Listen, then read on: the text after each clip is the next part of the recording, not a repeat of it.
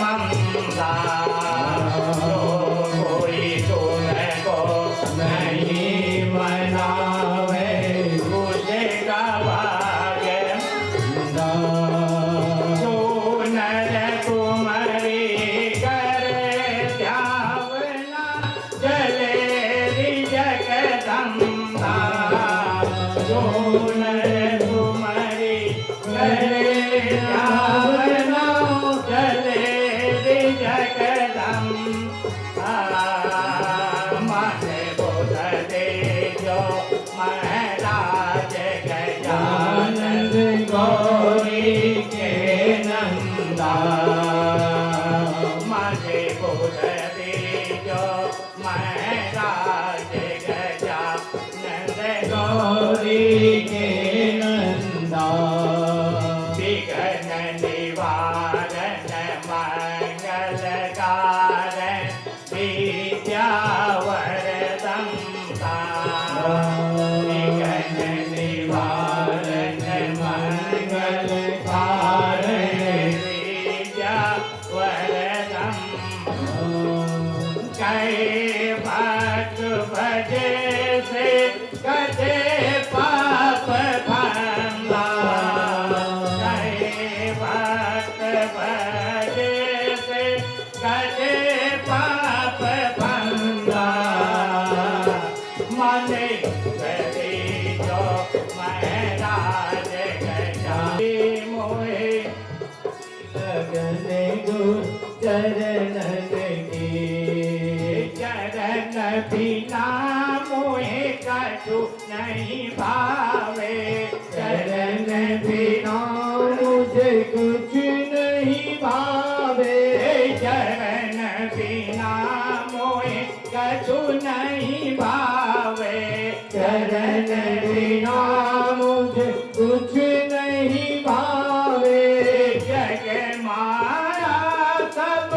सपनन की जग माया सब सपनन की मोहे लागे लगन गुरु चरणन की मोहे लागे लगन गुरु चरणन की मोहे लागी लगन गुरु चरणन की मोहे लागी लगन गुरु चरणन की भव सागर सब सुख गयो भव सागर सब सुख गयो है भव सागर सब सुख गयो है भव सागर सब सुख गयो है फिकर नहीं है मोहे शरणन के फिकर नहीं है मोहे शरणन के मोहे लागी लगन गुरु चरणन की मोहे लागी लगन गुरु चरणन की चरणन की मोहे शरणन की चरणन की मोहे शरणन की मोहे लागी लगन गुरु चरणन की मोहे लागी लगन गुरु चरणन की मीरा के प्रभु गिरधर नागर मीरा के प्रभु गिरधर नागर मीरा के प्रभु गिरधर नागर मीरा के प्रभु गिरधर नागर आस गई गुरु चरणन के आस गई गुरु चरणन के मोहे लागी लगन गुरु चरणन की मोहे लागी लगन गुरु चरणन की मोहे लागी लगन गुरु चरणन की मोहे लागी लगन गुरु चरणन की मोहे लागी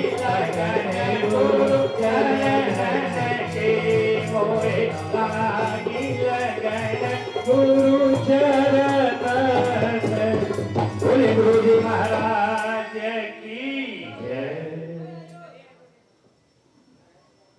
बोलिए भागवत नंदनम अमंदानंद संदोह बंधुरम सिंधुरानम लंबोदरम परम सुंदरमेकदंतं रक्तांबरम त्रिनयनं परमं पवित्रं मुद्यादिवाकर करोज्ज्वलकायकं तं विघ्नेश्वरं सकलहरं विघ्नं हरं नमामि। वन्द्यं वेदभगवतो चरणारविन्दं वज्रं कुशध्वज सरोरुहलाक्षानादयम् उत्मौतं रक्तवीलसंज्ञं चक्रवाल वीराभिरावृतां ध्येयं सदा परिभवबन्धनम् अभीष्टदोहं चतुष्पदं शिवधनञ्जयनूतनं शरणं भृत्यार्तिहरं तं कपालभवाति भूतं वन्दे महापुरुषते चरणारविन्दम् मौलो महरजुषें मनोज्ञं वपुषे पद्योदचक्षुषे काल्याहि रूढे सलिलजलसे नाम्बुवाहि तवे कोपितो सपुषे पयो दधिमुखे निपात्रे मासे दुषे विष्णु शङ्खं मुखे विषे प्रणतया कृष्णाय कंसदिते मायानन्तरी पासे अन्तरी सुराधि सर्वेषाङ्गन्तरी रात्रात्रे धर्मदातरे दयादानवद्रसात्रे पद्याभरतरे पञ्चवानरीतरिं चेदाभिजामातरे स्वात्माध्यायतरे भक्तमातरे मनोभूयादवल्लभरातरे अन्यामनः पद्माचरं विद्यते भानुवदुत्याचरं नित्यं नित्यतिं सत्यकवीन्द्रवद्यने नैवत्यवातयं वर्णं द्वयं रामो रावणमाजधान संवेशंभो श्रीचारिणीं सा सर्वाक्षरमालिनीं विद्यते भाग्याय भाग्यवतीं लक्ष्मी कौस्तुभ्य पारिजातकशूद्राधनमन्तरी चन्द्रमां धेनुकां दुधासुरेश्वर गजोरं भाजदेवाग्नाम् अश्वं सप्तमुखो विश्वं हरिधनु शङ्खोन्नतं जाम्बुधे रत्नानि ते चतुर्दशं प्रतिदिनं कुर्वन्तु मङ्गलम् अयं प्रवज्यजं च मनोपेतमपेतकीर्तं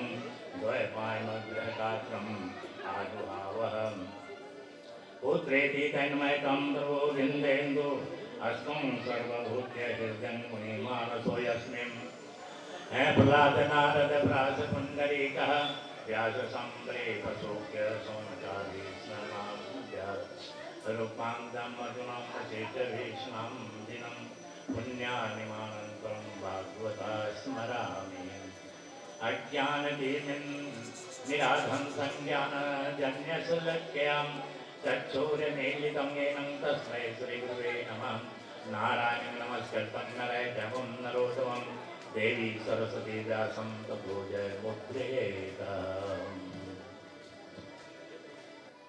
राम कृष्ण वासुदेव नारायण हरि बोल राम कृष्ण वासुदेव नारायण हरि बोल नारायण हरि बोल नारायण हरि बोल नारायण हरि बोल नारायण हरि बोल राम कृष्ण वासुदेव नारायण हरि बोल राम कृष्ण वासुदेव नारायण हरि बोल नारायण हरि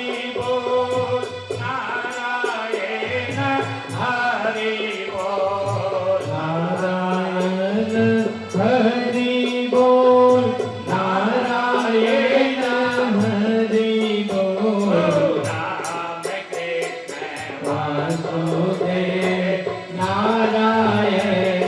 हरि बोल राम कृष्ण वासुदेव नारायण हरि बोल राम कृष्ण वासुदेव नारायण हरि बोल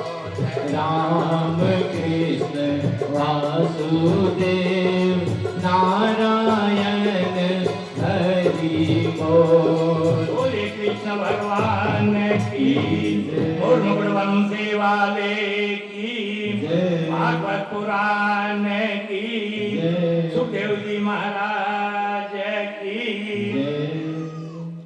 नैमिषे सुतमासीनं विद्यायं महामतिं, कथा नृतस्रसास्वाद कुशल संप्रकोपविदः। अब जो है,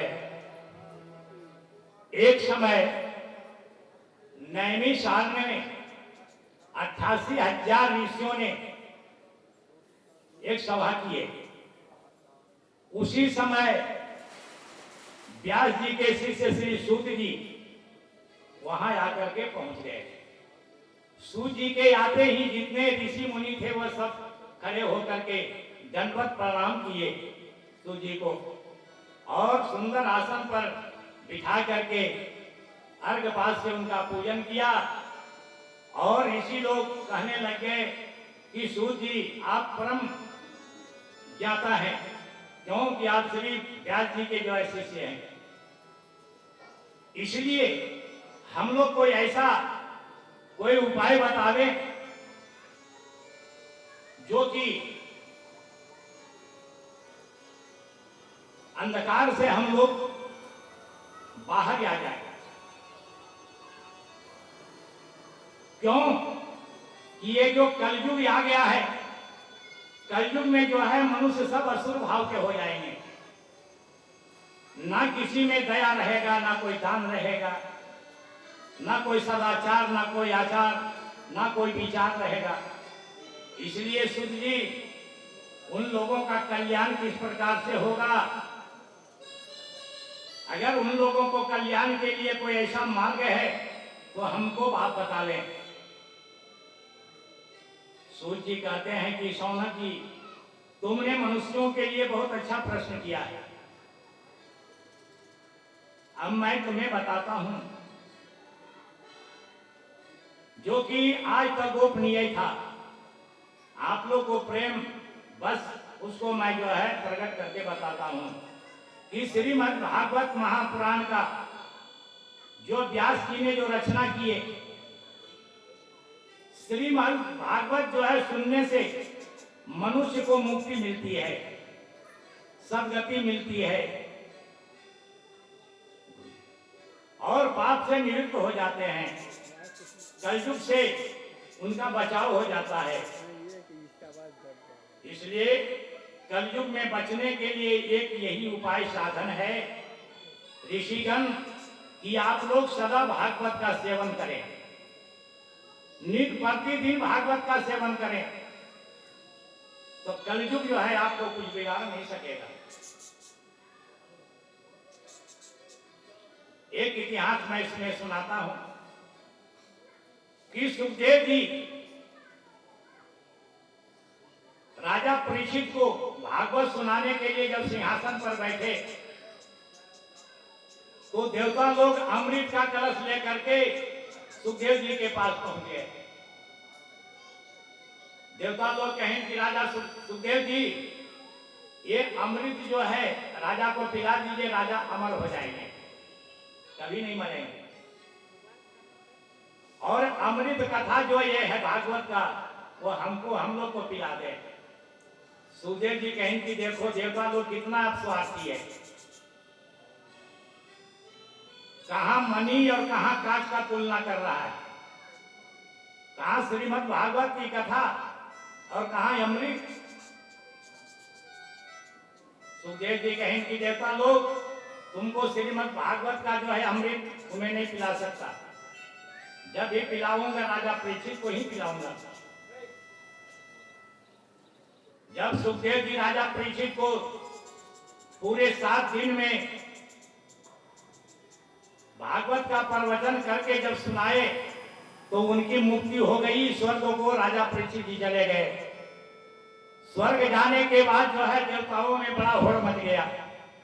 कहें कि अरे भागवत में इतना गुण है कि जो है राजा परीक्षित को मुक्ति प्रदान कर दिया और स्वर्ग को राजा चला गया। ये कैसे हो सकता है?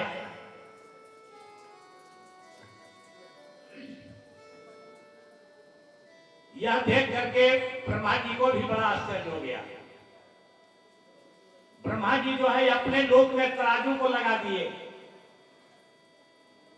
और एक पलड़े में भागवत का जो है ग्रंथ को रख दिया गया और एक पलड़े में जितना दान है, जप है, पुण्य है, स्वाध्याय है, जितने धर्म हैं वह सबको एक पलड़े में रख दिया गया।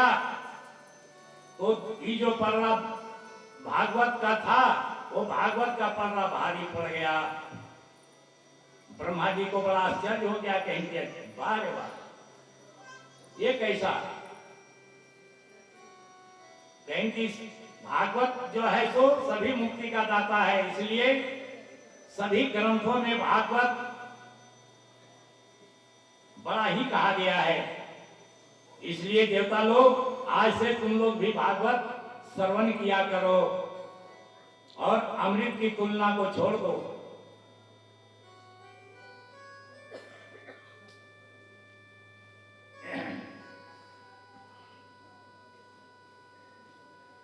सुखदेव जी ने पूछा, ये सुजी, सौनक जी ने कहा सुजी, सुना जाता है कि नारद जी ने प्राय इधर उधर ही घुमा करते हैं।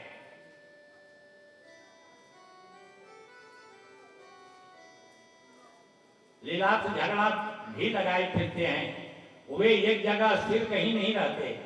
तब उन्हें सप्ताह की विधि सुनने का कैसे मौका मिल गया और सनकादि महर्षियों से उनका समागम कैसे हो गया? इस पर सूत जी कहते हैं कि ऋषिगण सुनो, सौनक जी ने, मैं इस प्रसंग को आपको एक भक्तिपूर्ण इतिहास सुनाता हूं, जिससे सुखदेव जी से मैंने सुना था।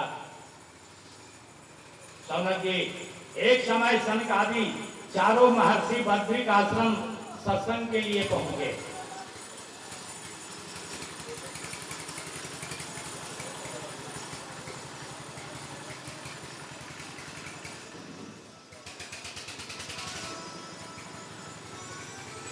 वहां नारद जी व्याघ्र चित्त को देख करके नारद जी ऋषियों से बोले कि हे महर्षि, ऋषि लोग कहेंगे नारद जी आप इतना व्यग्रचित क्यों हैं? कहेंगे महाराज मैं क्या कहूं, कर्म स्थली होने के नाते मैंने घूमते हुए मर्त लोक में गया, वहां जाकर के देखा कि मनुष्य अपने जन्म लेकर के अपने कर्म के हिसाब से सब दुखी पा रहे हैं महाराज। यह देख करके मुझे बहुत बड़ा आश्चर्य हो गया है कि इन लोगों का कौन उपाय से दुख दूर हो जाए। वही उपाय मैंने घूमते घूमते गया तो ये जमुना तट पर वहां गया महर्षि जी, और वहां जाकर के मैंने एक बहुत बड़ा कौतुक देखा। यह देखा कि एक युवती जो है बैठ करके रो रही है और उसके पास दो अचेतन बूढ़ा पड़ा हुआ था।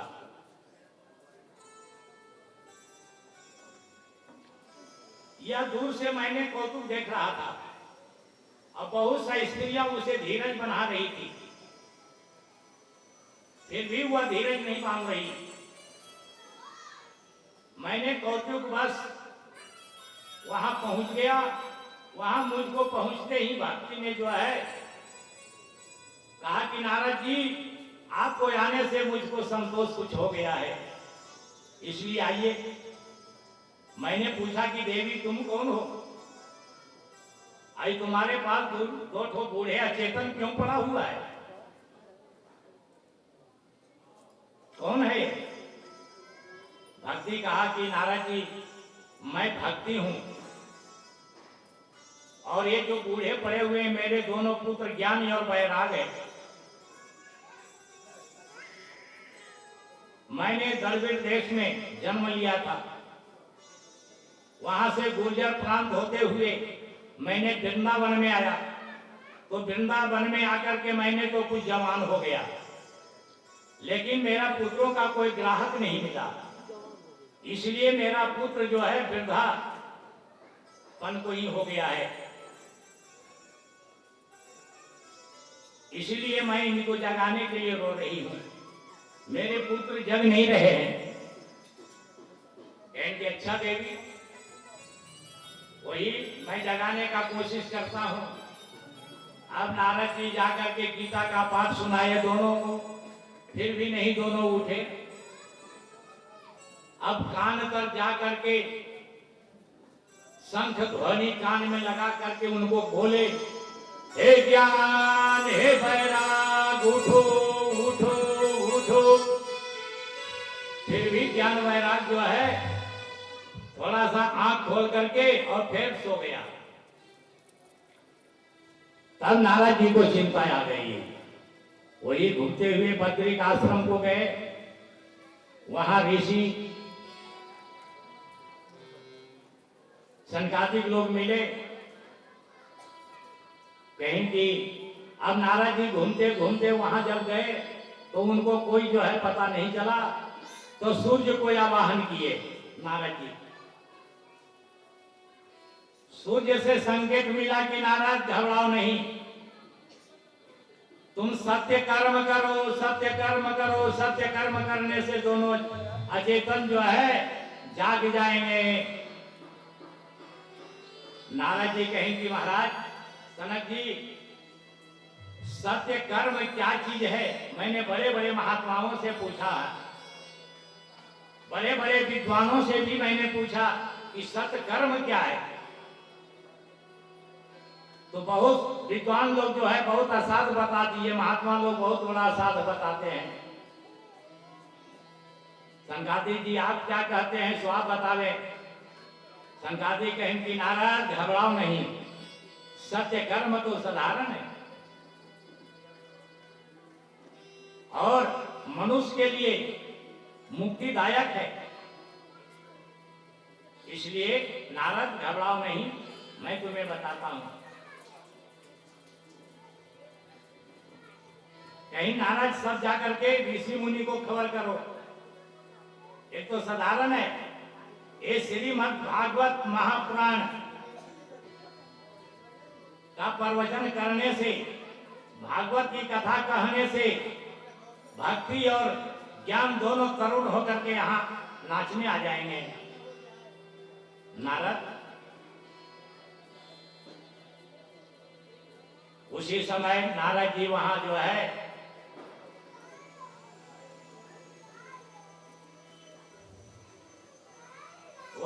तुरंत भागवत का प्रवचन किया गया और दूर दूर से साधु महात्मा लोग सब वहां जुटने लग गए। और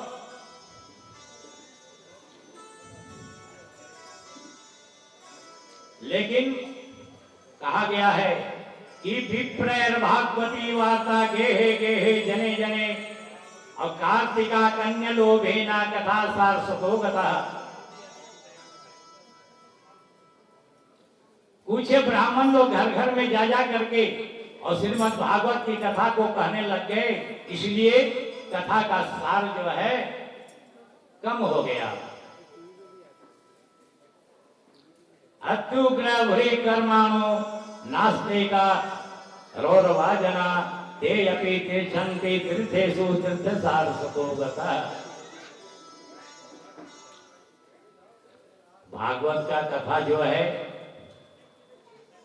विशाल जगह में होनी चाहिए, नहीं तो गंगा तट पर करनी चाहिए, नर्मदा सरस्वती के तट पर होनी चाहिए। तभी मनुष्यों की प्रकृति आसुरी छूटी जाती है। अगर कोई कितना ही बड़ा पापी हो, 7 दिन की श्रीमद् भागवत की कथा अगर सुन ले तो उसके सारे पाप जो है भूल जाते हैं और नास्तिक से वो आस्तिक बन जाता है।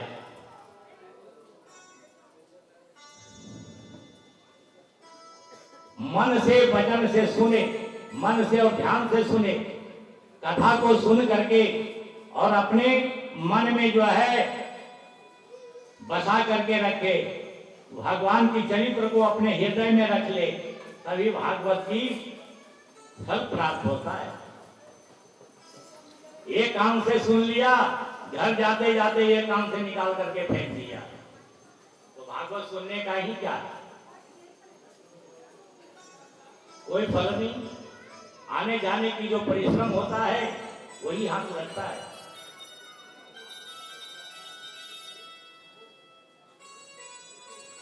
और जब वहां संत कुमार जी भागवत कहना जब आरंभ किए, तो चौथे दिन भक्ति और ज्ञान या वैराग तरुण होकर के आकर के सभा में जो है वहां नाचने लग गए और कूदने लग गए। कहेंगे अरे ये तो बड़ा अचंभा हो गया, एक तरुण जो है आकर के यहाँ कौन आ गया नाचने के लिए भागवत में। वहां पूछा कि आप लोग कौन है? कहेंगे हम जो है तो भक्ति हैं और ज्ञान और वैराग ये दोनों मेरे पुत्र हैं। ये भागवत का ऐसा महत्व है कि मैं इनको सुन करके और अपने पुत्रों को साथ यहाँ आ गया हूं।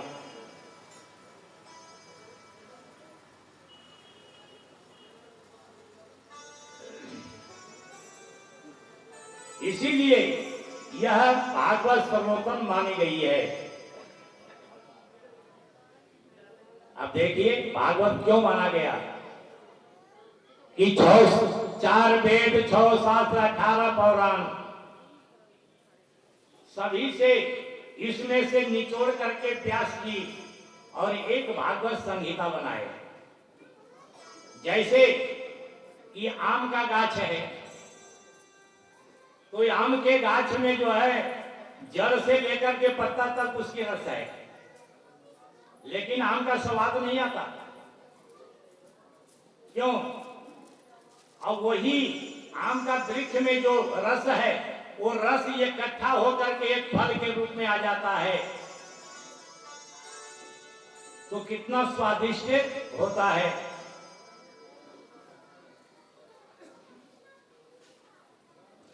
उसी तरह से श्रीमद् भागवत महापुराण जो है व्यास जी ने रचना करके सभी को मनोकामना पूर्ति के लिए, पाप को नाश के लिए, कलयुग के नाश के लिए श्रीमद् भागवत की रचना करके और संसार में प्रकट सुखदेव जी कर दिए।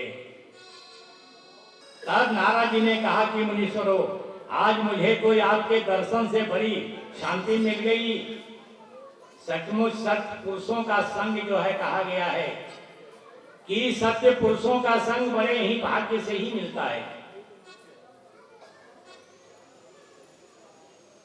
ये मनुष्य शरीर जो है देवताओं को भी दुर्लभ है, देवता लोग को भी प्राप्त नहीं होता है। देवता लोग ललायित रहते हैं और मनुष्य को धिकारते हैं कि अरे तुम मनुष्य अवतार लेकर के भी जो है भगवान का भजन नहीं करते हो। अगर हम लोग का मनुष्य अवतार हो जाता तो हम भगवान के भजन करने में सक्षम रहते। सदा दिन रात भगवान का ही भजन हम करते। लेकिन देवता लोग को भी जो है मनुष्य का शरीर नहीं मिलता है। वही कहा गया है कि बड़े भाग्य मानुषतन पावा, असुर दुर्लभ सद ग्रंथ गावा। सभी ग्रंथ कहते हैं कि मनुष्य का अवतार सबको नहीं मिलता, देवता लोग को नहीं मिलता। देवता लोग जो है ललायित रहते हैं कि हमको भी मनुष्य अवतार होता, कि हम भी भगवान के भजन करते। लेकिन मंद बुद्धि मनुष्य दिन रात उदर भरने के ही खाली चक्कर में रहता और भगवान के भजन को करना स्वीकार नहीं करता है। अगर आज कलयुग में कोई कह दे कि चलो भैया भगवान का जरा भजन कर ले, लोग कहता है चलो अब एक को जो है सो एक अरंगा लगा दिया, हमको अभी काम करने के लिए जाना है, कमा के लाना है। लेकिन कौलबा गर्भ में जब वास तुम्हारा हुआ था, गर्भ में जब था, तो उस समय भगवान से तुमने क्या प्रार्थना किया था? और आज भगवान तुमको कष्ट से निवृत्ति करके बाहर ले आए, तो तुम भगवान को ही भूल गए। इसलिए भगवान को कभी भूलना नहीं चाहिए।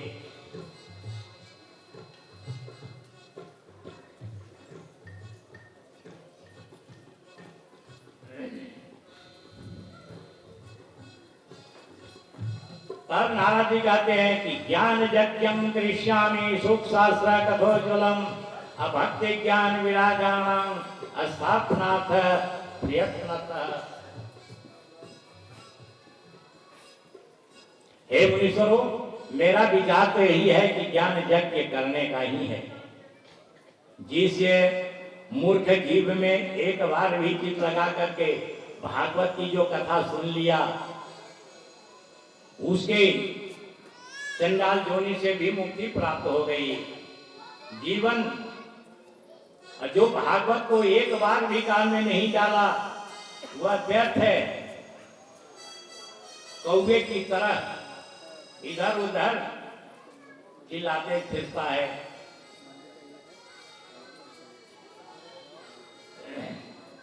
पृथ्वी का वह भारभूत है, जीवन मृतक के समान कहा गया है। इसलिए इसके सुनने में दिनों का कोई नियम नहीं है। सर्वथा ही श्रद्धा भक्ति से इसका श्रवण किया जा सकता है। कलयुग में मनुष्यों की आयु बहुत कम होती है।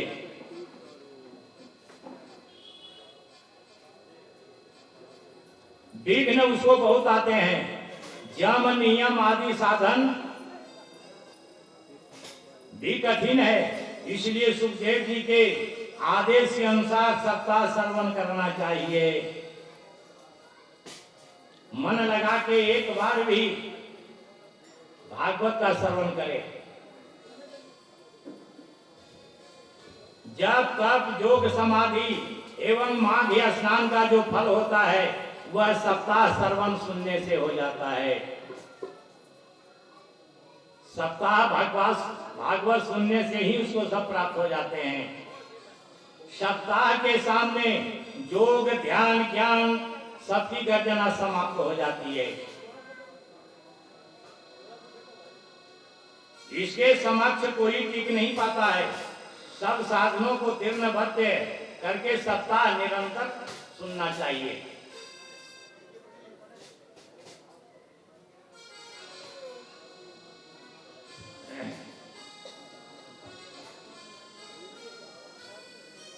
सुखदेव जी कहते हैं कि सौनक जी, भक्तों के हृदय में इसी प्रकार अलौकिक भक्ति देख करके भगवान सब परिवार दिव्य रूप से सभा मंडल में प्रकट हो गए। भगवान का दर्शन पाकर के सबके सब प्रफुल्लित हो उठे। चारों ओर आनंद का सागर उमड़ पड़ा। जय जयकार की ध्वनि हो गई थी।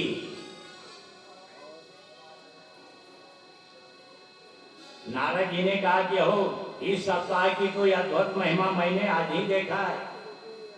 धूर्त मूर्ख पशु पक्षी कीट पतंग तक सभी पाप मुक्त होकर के तर गए।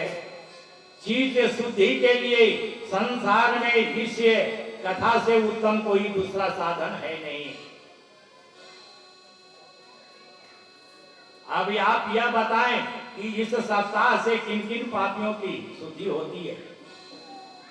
संत कुमार ने कहा कि जो मनुष्य दुष्ट पुरुषों को आचरण में निरंतर रह करके पाप कर्म किया करता है, कुमारक में चलने वाले हैं, काम क्रोधी है, अग्नि से दग्ध है, कुटिल है तथा कामी है, ये भी सप्ताह श्रवण से पवित्र हो जाते हैं। जो सत्य से हीन, माता पिता को कष्ट देने वाले, कुल कलंकी, आश्रम धर्म से विहीन, दूसरों के उत्कर्ष को सहन न करने वाले, तथा हिंसक हैं वे सभी सत्ता श्रवण से पवित्र हो जाते हैं। जो 5 प्रकार के महापापों से युक्त हैं वह भी सत्ता श्रवण से मुक्त हो जाते हैं। हे नारद, इस विषय में हम एक प्राचीन इतिहास तुम्हें बताता हूं, जिसे सुनो। जिसके श्रवण से मनुष्य पाप रहित हो जाता है, ध्यान से उसे सुनो। तुंगभद्रा नदी के तट पर एक अत्यंत रमणीय नगर था। उसमें एक आत्मदेव नाम के ब्राह्मण रहते थे। आत्मदेव ब्राह्मण सात्विक थे। धन संपत्ति रहते हुए भी नित्य भिक्षा मांग करके ही खाया करते थे, क्योंकि ब्राह्मणों को एक कर्म है कि चाहे जितनी संपत्ति हो जाए फिर भी भिक्षाटन को ना छोड़े। भिक्षाटन उसको करना ही चाहिए।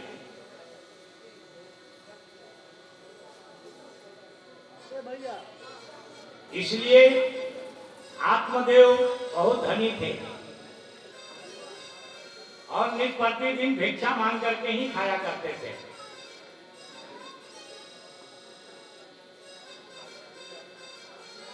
धन संपत्ति रहते हुए उनका कोई जो है पुत्र नहीं हुआ।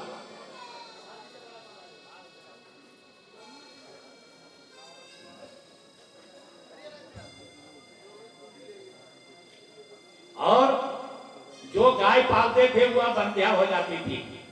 अगर कोई वृक्ष लगाते थे वो भी जो है सो बंधा हो जाता था।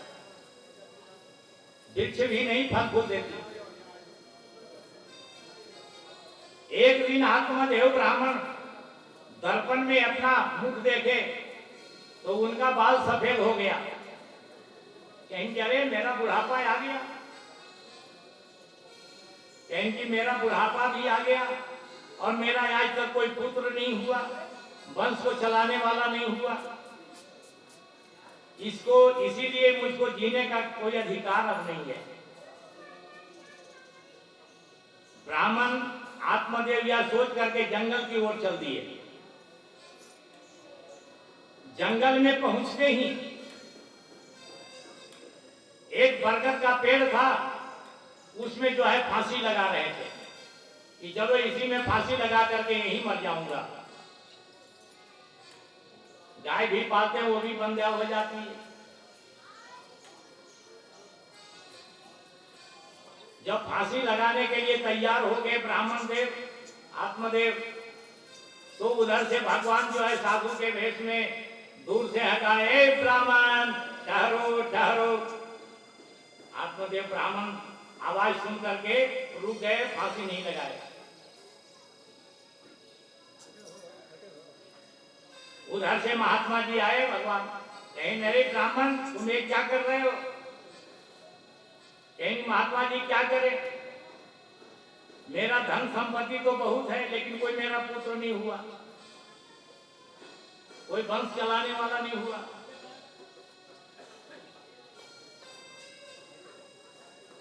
कहीं वंश किसका चला? राजा सगर के 7,000 पुत्र पैदा किए हैं।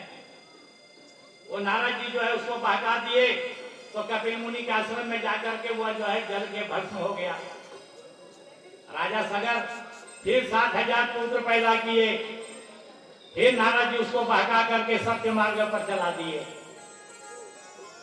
ब्राह्मण पुत्र से जो है सो कौन सा सुख राजा सगर को हुआ ये बताओ? तो तुम पुत्र मोह छोड़ दे। ब्राह्मण कहेंगे चाहे जैसे भी होगा पुत्र आपको देना होगा। कहेंगे अच्छा देखते हैं। उनकी भाग्य को देखे, ब्रह्मांड को लिखा हुआ जब देखे तब जो है भगवान कहेंगे ब्राह्मण तुम्हारे भाग में जो है 7 जन्म तक कोई पुत्र का सुख नहीं है, इसलिए पुत्र का मोह को तुम छोड़ दो। ब्राह्मण जो है रोने लग गया। भगवान के चरण पर गिर गया, कहीं कि आज हमको पुत्र आपको देना ही होगा, अगर नहीं दीजिएगा तो आपको चरणों में मैं अपना प्राण को त्याग दूंगा। भगवान कहें कि ब्राह्मण बहुत हठी है, कहें कि उठो। वही भगवान जो है अपने झोला से एक फल निकाले और फल निकाल करके ब्राह्मण को दिए कि लो ब्राह्मण जाओ अपनी पत्नी को दे देना, तुम्हारा एक पुत्र पैदा होगा। ब्राह्मण देव वहां से फल लेकर के आए और उनकी पत्नी जो है सो कर्कशा नारी थी, जब तक 7 घर में नहीं लड़ती जब तक वो भोजन नहीं करती थी।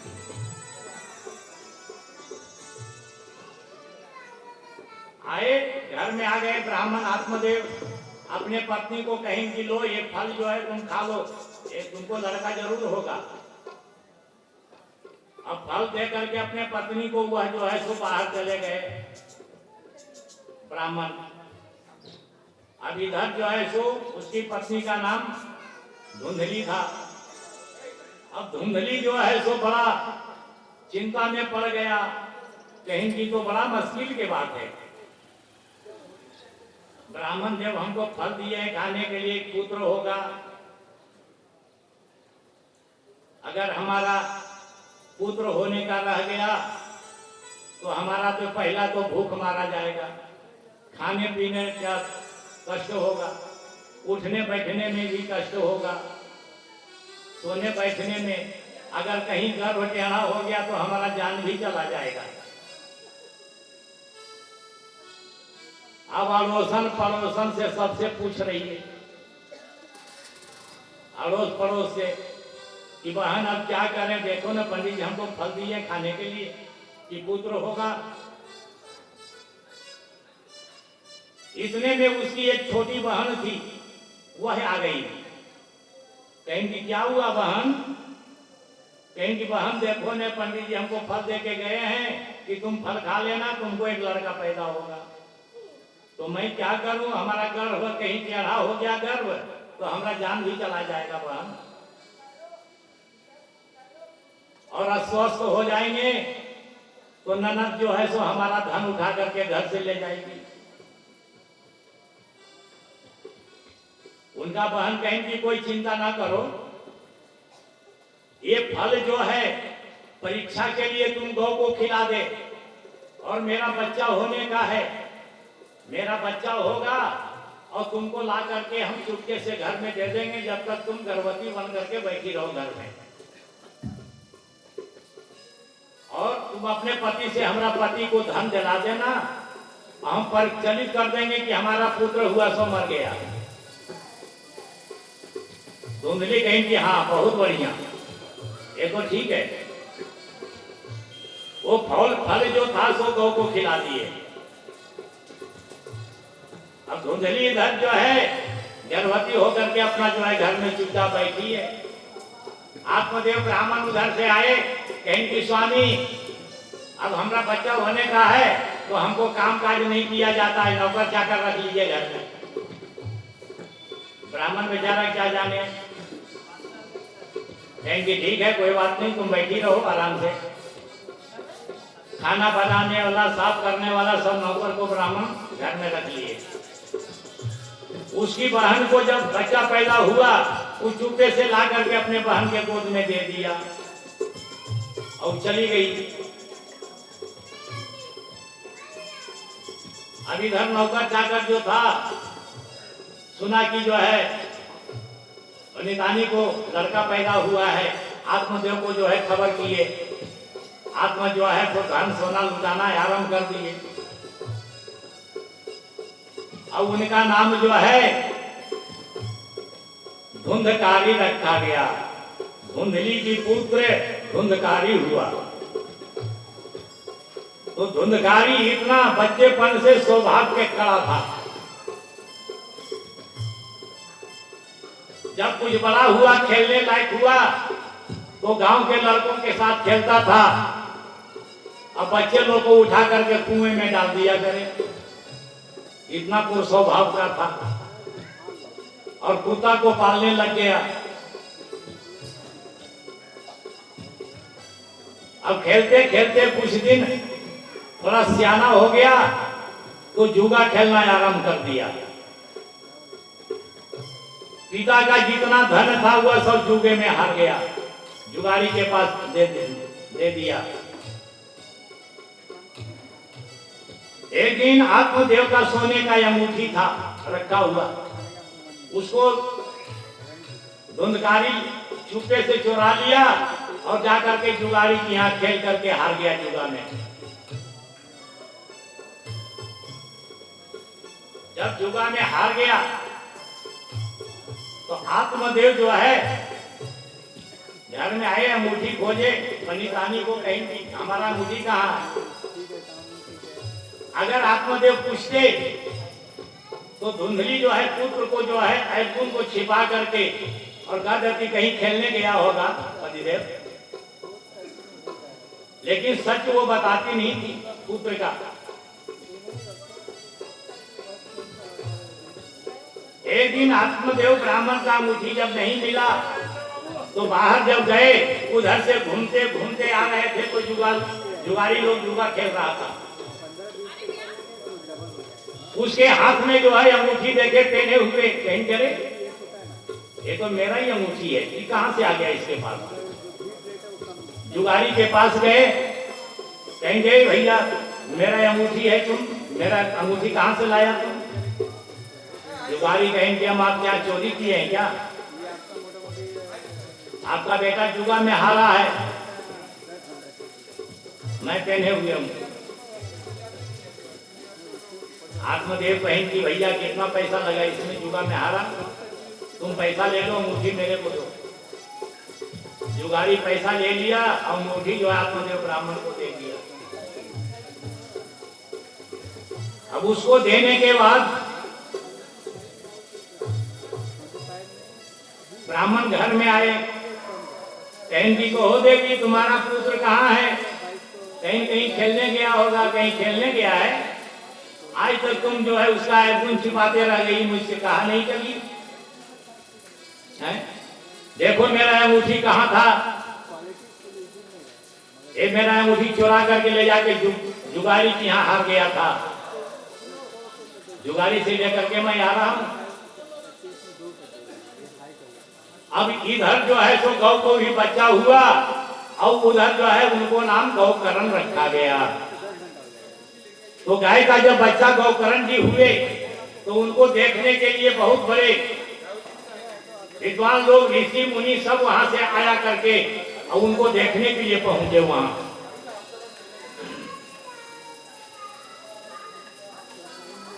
तब आत्मदेव जो है गौकर्ण जी से कहा कि बेटा हम भी जा रहे हैं, अब आत्मदाह कर लेंगे।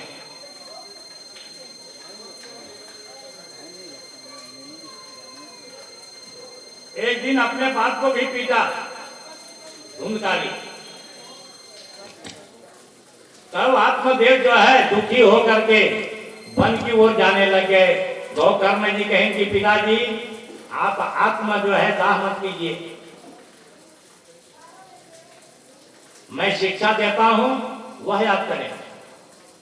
आप जमुना तट पर जाकर के और भगवान के ध्यान में लीन हो जाएं और वहां तपस्या में आरंभ कर दें, आपका सदा कल्याण होगा पिताजी। गौकर्ण जी की बात सुनकर के आत्मदेव घर से निकल गए और जमुना तट पर जाकर के वहां आसन लगा करके अब ब्रह्म में लीन कर लिए, तपस्या में लीन हो गए। अब इधर जो है धुंधकारी जो था वह फ्री हो गया, पिता तो घर से निकल के चले गए आत्मदेव, अब धुंधली बच गई। एक दिन धुंधली को जो है सो खूब पीटा, कहें कि तुम धन कहाँ रखा है करके मुझको बताओ जल्दी। अब धुंधली जब मार खा लिया, उसी रात जाकर के धुंधली एक कुएं में गिर करके वो भी प्राण को त्याग दिया। अब धुंधकारी जो है अब फ्री हो गया, सिर पर तो कोई है नहीं उसका। अब वो क्या किया कि 5 गो वेश्या को ले आया, अपने घर में रख लिया।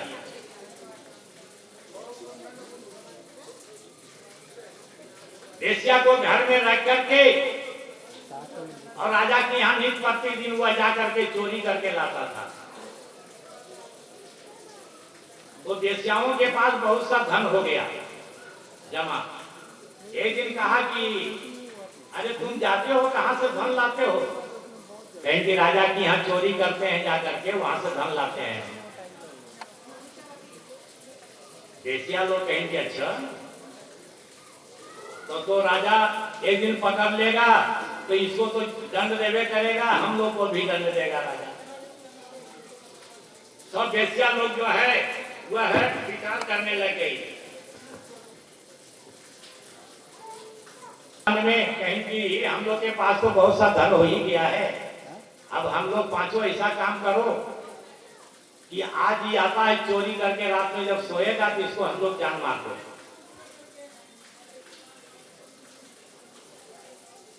अब हुआ जो है रात में गया राजा के यहाँ चोरी करके आकर के घर में वेश्या लोग को दे दिया, शिकारी को बांध दिया। अब गला दबाकर मारने लगा। जब गला दबाने से नहीं मरा तो ये बड़ा बड़ा कोयला का ठिंगोरा कोयले का मुंह में दे दे करके आग का ठिंगोरा और उसको मारने लग गया। तब धुंधकारी तो मर गया। अब धुंधकारी मर गया तो बहुत बड़ा प्रेत हो गया। अब वेश्या लोग उसको मार करके और वहीं आंगन में गड्ढा खन के वहीं पर गाड़ दिया। अब सवेरे हो करके अपना माल पानी लेकर के अपने अपने घर को चल दी।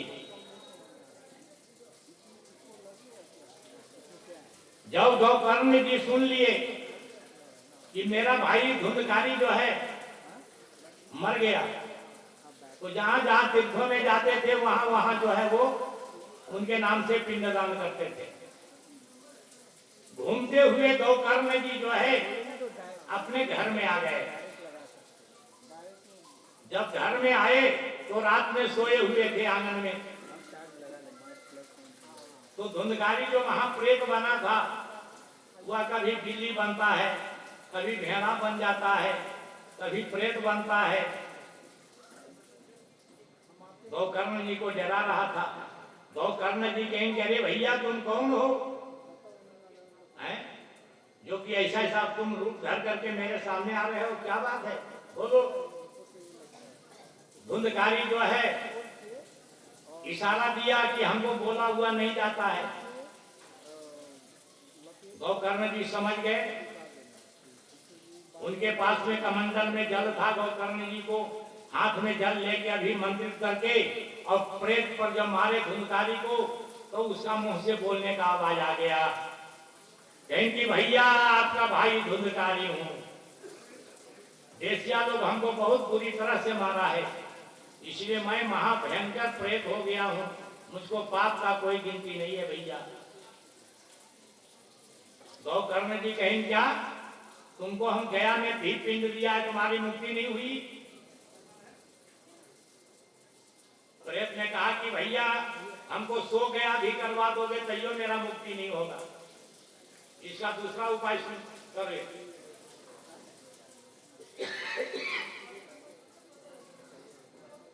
वही जो है गौकर्ण जी कहेंगे ठीक है भैया जाओ, अभी तुम अपने स्थान पर जाओ, इसके लिए मैं एक उपाय सोचता हूं। रात भर गौकर्ण जी सोचते रह गए, उनका कोई उपाय नहीं सूझा। तो सवेरे होकर के सूर्य को स्तंभन किए। आकाश से आकाशवाणी हुई कि गौकर्ण चिंता न करो, तुम सत्य कर्म करो, सत्य कर्म करने से उसकी मुक्ति मिल जाएगी। गौकर्ण जी जो है सत्य कर्म का महात्मा जानते ही थे। वो श्रीमद् भागवत का सप्ताह करने के लिए अपने आसन पर विराजमान हो गए जमुना तट पर। वहां बड़े बड़े ऋषि मुनि आए और अपने भाई प्रेत के लिए 7 गांठ का बांस उस जगह गाड़ करके प्रेत को आवाहन करके वहां डाल दिए और उसके बाद कथा आरंभ कर दिए। जब पहला दिन कथा समाप्त हुआ तो पहला ग्रंथि फट गया, दूसरा दिन कथा समाप्त हुआ दूसरी ग्रंथि फट गया, तीसरे दिन में तीसरी, 7वां दिन में सातों ग्रंथि फट गया तो प्रेत का जो है पाप से मुक्ति मिल गया। इसके बाद धुंधकारी को सोने का विमान जो है विष्णु के पार्षद लेकर के धुंधकारी को ले जाने के लिए पहुंच गए। धुंधकारी को जब लेने पहुंचे तो गौकर्ण जी कहें अरे भैया सुनिए, कहें कि एक प्रेत ही नहीं भागवत मेरा सुना है, मेरा श्रोतागण सब सुनने वाले हैं, सबके लिए विमान क्यों नहीं आया? विष्णु को पार्षद कहेंगे हाँ महाराज, इसमें फल में भेद हो गया। कहें क्या भेद है? कहें कि प्रेत जो है 7 दिन जो है उपवास करके सुना है भागवत, अब मन से सुना है, ध्यान से सुना है, लेकिन वैसा ध्यान करके आपको श्रोता लोग जो है नहीं सुने हैं, इसलिए फल में जो है भेद हो गया।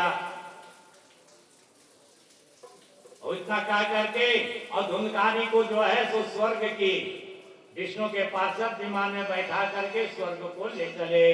और बोले कृष्ण भगवान की, मुर्मुर वंदे वाले की, भागवत पुराण की, सुखदेव जी महाराज की। राम कृष्ण वासुदेव नारायण हरि बोल। राम कृष्ण नारायण हरि बोल, नारायण हरि बोल, नारायण हरि बोल, नारायण हरि बोल, नारायण हरि बोल।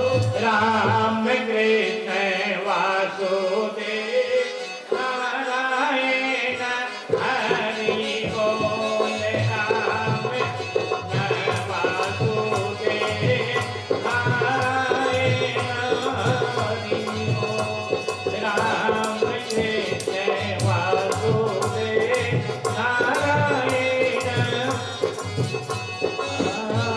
बोले कृष्ण भगवान की। क्या आत्मदेव को जो है ना कोई पुत्र काम आए और ना तो कोई धन संपत्ति उनका कोई काम आया। धन संपत्ति छोड़ करके जो है अपने चले गए तपस्या करने, पुत्र या संपत्ति को बर्बाद करके वह भी प्रेत योनि हो करके जब भागवत ही उसकी मुक्ति दिलाई और स्वर्ग को प्राप्त किए। तो मान मेरा कहना नहीं तो पछताएगा, मान मेरा कहना नहीं तो पछताएगा। और मिट्टी का खिलौना मिट्टी में मिल जाएगा, मिट्टी का खिलौना मिट्टी में मिल जाएगा। मान मेरा कहना नहीं तो पछताएगा, मान मेरा कहना नहीं तो पछताएगा। मिट्टी का खिलौना मिट्टी में मिल जाएगा, मिट्टी का खिलौना मिट्टी में मिले। बेटा बेटा क्या कहते हो, बेटा बेटा क्या कहते हो, बेटा बेटा क्या कहते हो, बेटा बेटा कहते हो। बेटा तेरा एक दिन पड़ोसी बन जाएगा, बेटा तेरा एक दिन पड़ोसी बन जाएगा। मिट्टी का खिलौना मिट्टी में मिल जाएगा, मिट्टी का खिलौना मिट्टी में मिले। मान मेरा कहना नहीं तो पछताएगा, मान मेरा नहीं तो पछताएगा। मिट्टी का खिलौना मिट्टी में मिल जाएगा, मिट्टी का खिलौना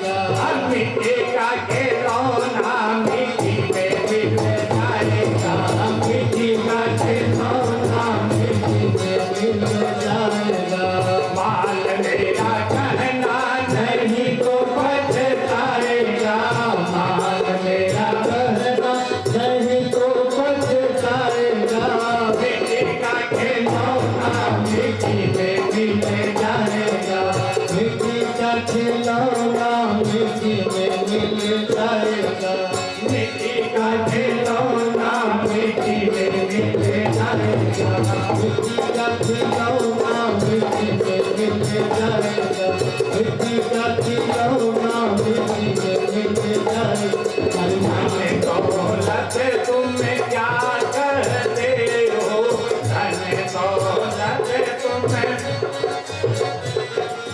धन दौलत तुम क्या कहते हो, धन क्या कहते हो, धन दौलत तेरा यही रह जाएगा, धन दौलत तेरा ही तेरा रह जाएगा। मिट्टी का खिलौना मिट्टी में मिल जाएगा, मिट्टी का खिलौना मिट्टी में मिल जाएगा। आज मेरा कहना नहीं तो पछताएगा, मान मेरा कहना नहीं तो पछताएगा। मिट्टी का खिलौना मिट्टी में मिल जाएगा, मिट्टी का खिलौना मिट्टी में मिल जाएगा, मिट्टी का खिलौना मिट्टी में मिल जाएगा। अंत समय तेरा यही काम आएगा, अंत समय तेरा यही काम आएगा। अंत समय तेरा यही काम आएगा, अंत समय तेरा यही काम आएगा। नाम जपन तुम नहीं छोड़ो, नाम जपन तुम, मिट्टी का खिलौना मिट्टी में मिल जाएगा, मिट्टी का खिलौना मिट्टी में मिल जाएगा। आज मेरा कहना नहीं तो पछताएगा, मान मेरा कहना नहीं तो पछताएगा। मिट्टी का खिलौना मिट्टी में मिल जाएगा, मिट्टी का खिलौना मिट्टी में मिल जाएगा। मिट्टी का खिलौना मिट्टी में मिल जाएगा। मिट्टी का खिलौना मिट्टी में मिल जाएगा। बोले कृष्ण भगवान की जय, बोल भगवान शिवाले की जय, भागवत पुराण की जय, सुखदेव जी महाराज की जय। अब श्री सूत जी महाराज कहते हैं कि शौनक जी, अब तुम्हें भागवत सप्ताह श्रवण की विधि मैं तुम्हें बता देता हूं कि सप्ताह श्रवण किस समय सुनना चाहिए।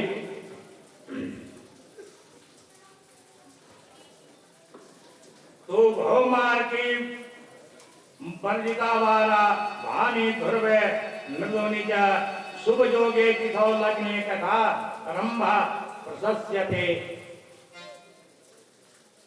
कथा को जो है श्रीमद् भागवत कथा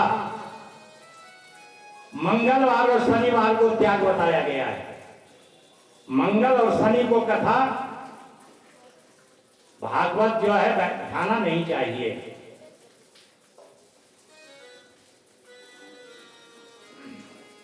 नित्यं च कथं च प्राणानां मुनीश्वर द्वादशी व्रजेत प्राज्ञा सूत सूत संभवात्। नित्य कथा को सुने, नित्य श्रवण करे और द्वादशी तिथि को भी कथा सुने, सप्ताह सुने। क्योंकि द्वादशी को कथा सुना कहना वर्जित है। क्यों? सूत जी का देहावसान होने के कारण सुतक मनाया जाता है, इसलिए द्वादशी को कथा वर्जित कहा गया है। लेकिन सप्ताह में वर्जित नहीं है, सप्ताह कथा जो है सुन सकते हैं।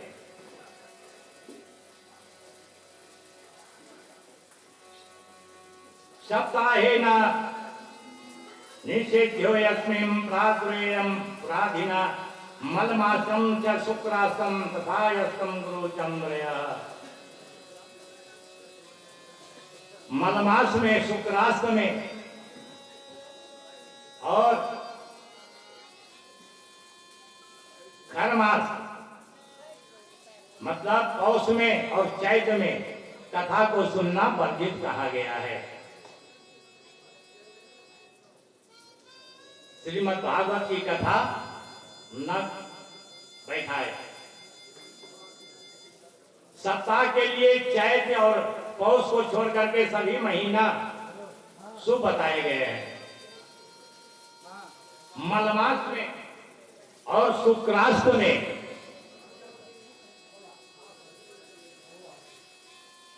गुरु चंद्र के अस्त में गुरुवादित्य खर मास मीन और संक्रांति अर्थात चैत्र और पौष में 6 तिथि में कथा करवाने का विधान नहीं है। 12 में मंगलवार तथा शनिवार को त्याग करें। नित्य कथा से द्वादशी तिथि कथा सुनना वर्जित है, क्योंकि सूर्य जी के देहावसान के कारण सूतक मनाया जाता है। सप्ताह कथा में द्वादशी तिथि वर्जित नहीं है। गणेश नवग्रह घोष मातृका एवं पौराणिक आचार्यों का प्रतिदिन पूजन करें। प्रतिदिन ब्राह्मणों की पूजन करें, ब्राह्मणों की तिलक लगावे, अपने पितरों की तिलक लगावे। उसके बाद कथा सुनने के लिए अपने अपने आसन पर विराजमान हो जाए। जिस मासों में जिन खाद्य वस्तुओं का त्याग बताया गया है उसका सप्ताह में सेवन न करना चाहिए।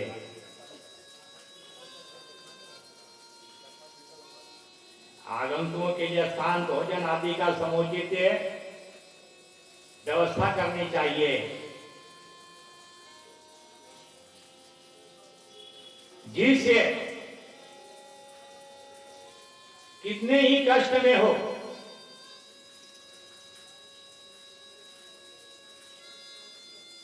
जिसको बच्चा न होता हो उसको सप्ताह श्रवण मन से सुननी चाहिए।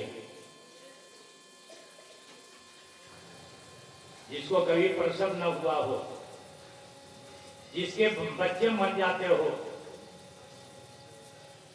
जिसका गर्भ नष्ट हो जाता हो, यह सब सप्ताह कथा को सुनने से उसकी मुक्ति मिल जाती है। और श्रीमद् भागवत की अंत में आरती उतारे, विवाह के कुल महोत्सव मनावे, वैष्णव के मुख से ही इस कथा का श्रवण करना चाहिए। वैष्णव का अर्थ होता है ब्राह्मण।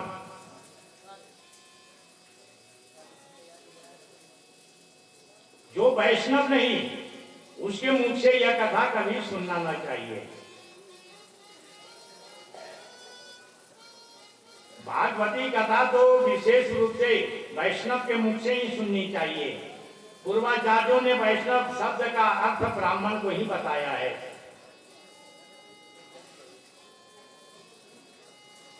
अर्थात ब्राह्मण फिर से इसका कभी ब्राह्मण जो नहीं है, अगर कोई दूसरे वैष्णव का रहा है, दूसरे जाति, उसके मुंह से कभी नहीं सुननी चाहिए।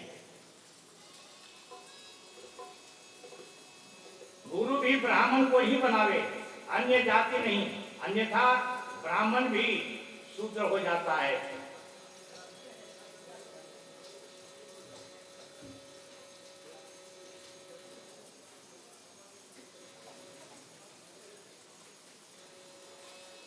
अगर ब्राह्मण राजा वेद पिता पितामह तथा गुरु को भी पूजनीय होते हैं,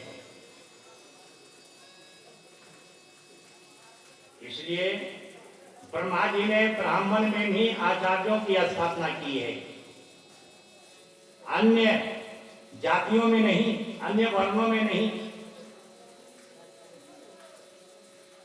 अत्यय वर्ण ब्राह्मण नहीं हो सकते, केवल चिन्ह मात्र धारण करने से, यज्ञों पर भी धारण करने से ब्राह्मण नहीं होता।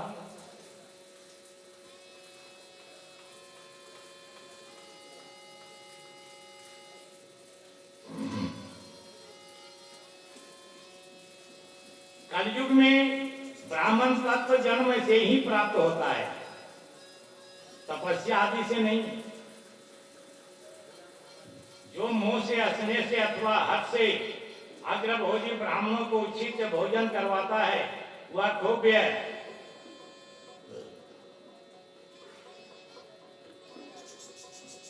जो स्वयं हीन वर्ण होकर के उत्तम वर्ण ब्राह्मणों को शिष्य बनाने की जो चेष्टा करता है, वह प्रलय पर्यंत नरक में ही पड़ते हैं।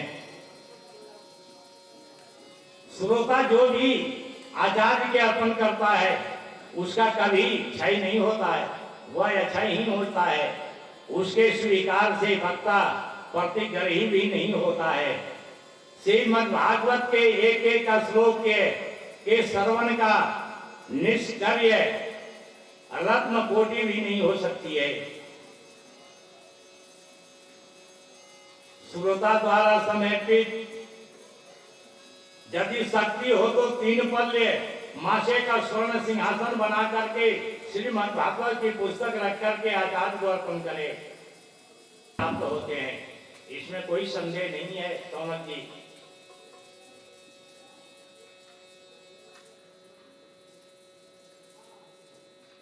ये सौनक मनुष्य शरीर पा करके जिसने भागवत का श्रवण नहीं किया, पुराण पुरुष भगवान की आराधना नहीं की एवं ब्राह्मणों के मुख्य रूपी अग्नि में आहुति नहीं दिया, वह संसार में उसका जन्म लेना ही व्यर्थ हो गया है और पृथ्वी के लिए यह भारभूत है। भागवत का यह दिन घोष है कि जो मनुष्य दारिद्र्य या दुख रूपी ज्वर से, ताप से जल रहा हो, सांसारिक माया ममता रूपी पिशाची द्वारा कुचले गया हो एवं संसार सागर में गोते खा रहे हो, वे मेरी शरण में आ जाए, मैं उनका उद्धार अवश्य करूंगा। बोले कृष्ण भगवान की, मुर्मुकुर वंशे वाले की, राम कृष्ण वासुदेव नारायण हरे बोल। राम कृष्ण वासुदेव नारायण हरि बोल। नारायण हरि बोल, नारायण हरि बोल। नारायण हरि बोल, नारायण हरि बोल। राम कृष्ण जय वासुदेव नारायण हरि बोल। राम कृष्ण वासुदेव नारायण हरि बोल। नारायण हरि बोल, नारायण हरि बोल। नारायण हरि बोल, नारायण हरि बोल। राम कृष्ण वासुदेव नारायण हरि बोल। राम कृष्ण वासुदेव नारायण हरि बोल। नारायण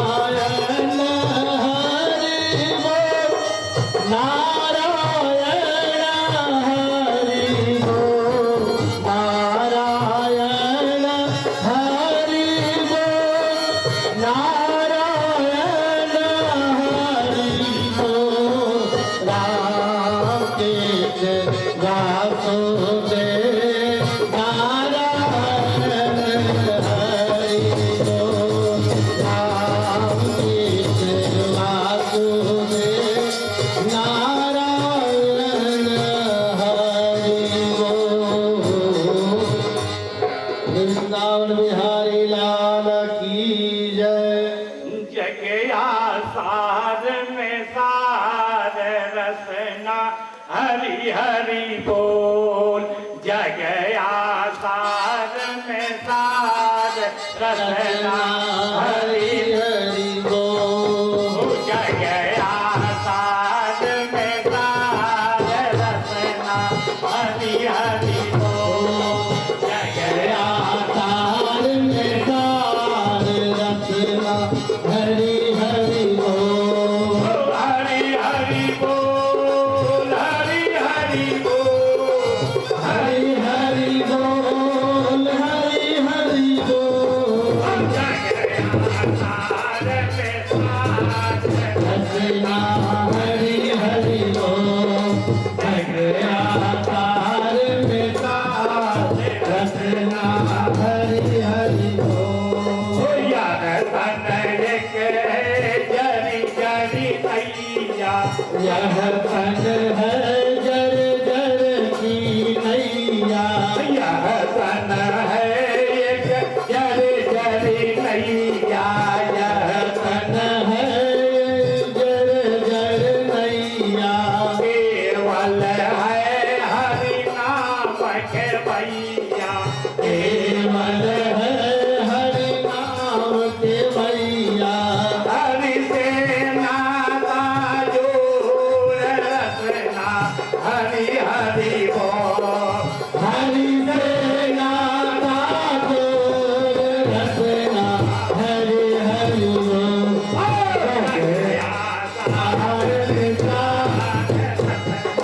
हरि हरि बोल। जग आसार में सार रसना हरि हरि बोल। हरि हरि बोल। हरि हरि बोल। हरि हरि बोल। हरि हरि बोल। जग आसार में सार रसना हरि हरि बोल।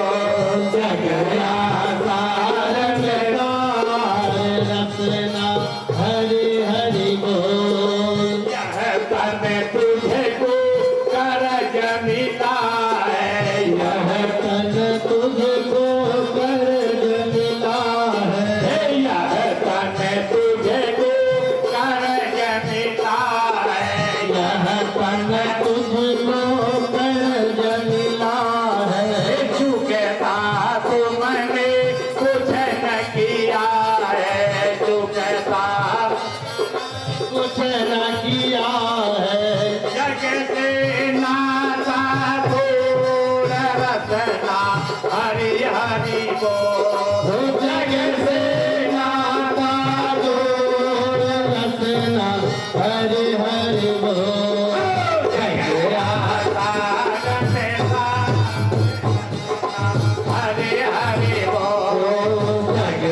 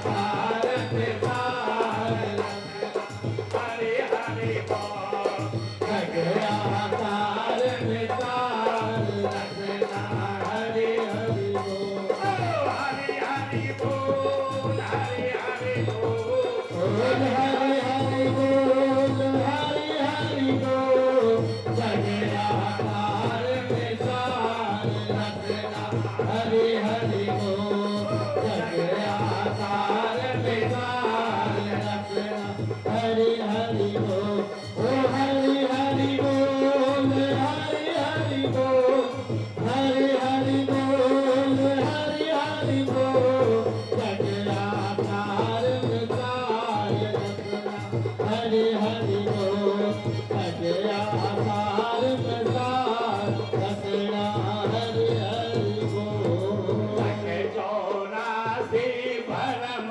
गमायो लख चौरासी भवन गमायो लख चौरासी जन्म गमायो लख चौरासी जन्म गमायो बड़े भाग्य मानुष तन पायो बड़े भाग्य मानुष तन पायो बड़े भाग्य मानुष तन पायो बड़े भाग्य मानुष तन पायो जागो गया भोर रसना हरे हरे बोल जागो हो गया भोर रसना हरि हरि बोल जगया तार में तार रसना हरि हरि बोल जगया तार में तार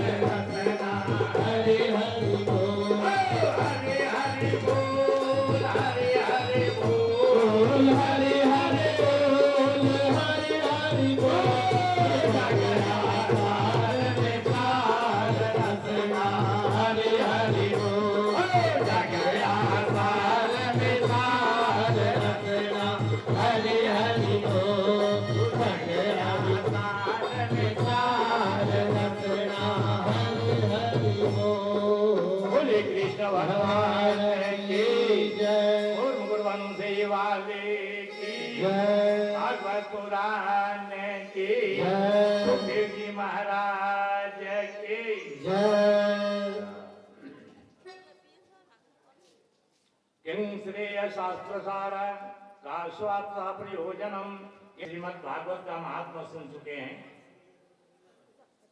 अब श्रीमद भागवत का महात्मा सुन चुके। अब श्री मध्य भागवत के प्रथम स्कंद की कथा प्रारंभ होती है। सावधान होकर के इसका श्रवण करें। द्वापर के अंत में व्यास जी ने प्रकट होकर के इनकी रचना की थी। यह कथा कल्प वृक्ष के समान मनुष्यों को सभी मनोरथ को पूर्ण करने वाली है। इसमें 12 स्कंद हैं, 335 अध्याय है और 18,000 श्लोक हैं। एवं सुखदेव और राजा परीक्षित का संवाद है। इसी को श्रीमद् भागवत कहते हैं। ईश्वर कथा की निर्विघ्न समाप्ति के लिए व्यास जी ने आरंभ में ही मंगलाचरण द्वारा भगवान श्री कृष्ण का ध्यान करके पुराण को लिखे। जब श्रीमद् भागवत कथा लिखने के लिए व्यास जी जब आसन पर विराजमान थे तो भागवत संहिता को बना दिए। फिर भी व्यास जी को जो है मन में संतोष नहीं हुआ। खीन होकर के व्यास जी बैठे हुए थे। इतने में नारद जी उधर से आ गए। नारद जी कहेंगे क्या व्यास जी आप उदास होकर के क्यों बैठे हुए हैं, कारण क्या इसका है?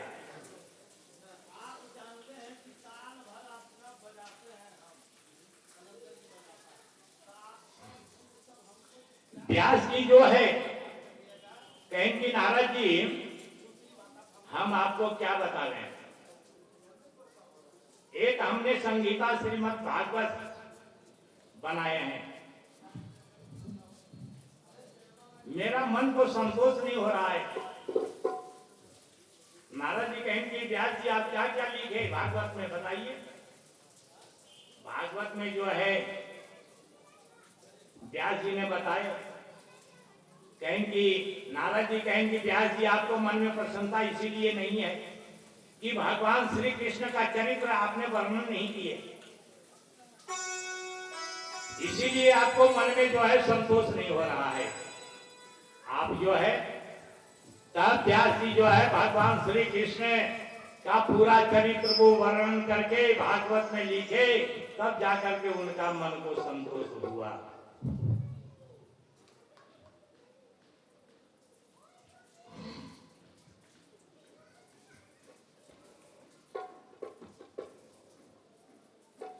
तो कृष्ण भक्ति परम श्रेय शास्त्र सारस्व सैवही अपर्यो जनंग सतो रक्षा कर्म शिष्टादि लक्षणम अवतारा असंख्येया धर्मो भागवते अस्तिता चतुर्णा मंत्र शेषस्य तृतीये तु तरम कृतम। सूजी सौनक आदि ऋषियों के 6 प्रश्नों को सुनकर के बड़े प्रसन्न हो गए और श्री सुखदेव जी का ध्यान करके कहने लगे सौनक जी आपने जो लोक कल्याण मंगलकारी प्रश्न किए हैं उनके लिए आपको धन्यवाद है। कृष्ण संबंधी प्रश्नों से लोगों का महाकल्याण होता है और आत्मा को शांति प्राप्त होती है। संसार में जीवों के श्रेय का मुख्य साधन और समस्त शास्त्रों का सार यही बताया गया है कि मनुष्यों की श्री कृष्ण में निश्चल भक्ति होना चाहिए। इससे ज्ञान और वैराग्य शीघ्र प्रकट हो जाते हैं। धर्म का अनुष्ठान करने पर भी यदि भगवान की कथा में रुचि नहीं हुई तो केवल परिश्रम ही हाथ लगता है, फल नहीं। अन्य कुछ फल नहीं प्राप्त होता। संसार में धर्म का प्रयोजन मोक्ष कहा गया, अर्थोपार्जन नहीं। अर्थ का प्रयोजन भी धर्मों से ही प्राप्त किया गया है, विषय सुख नहीं कहा गया है। विषय भी शरीर के निवारणार्थ हैं, इंद्रियों की तृप्ति उसका प्रयोजन है। केवल कर्म जाल में फंसा रहना नहीं है। संसार में सभी कर्म करो, सब काम करो, लेकिन भगवान को जो है जिह्वा पर 24 घंटा रखो।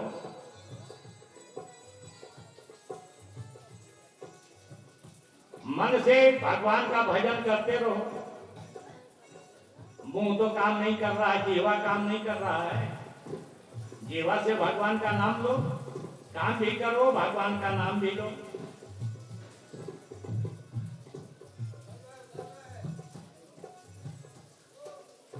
इस पर एक इतिहास प्रश्न है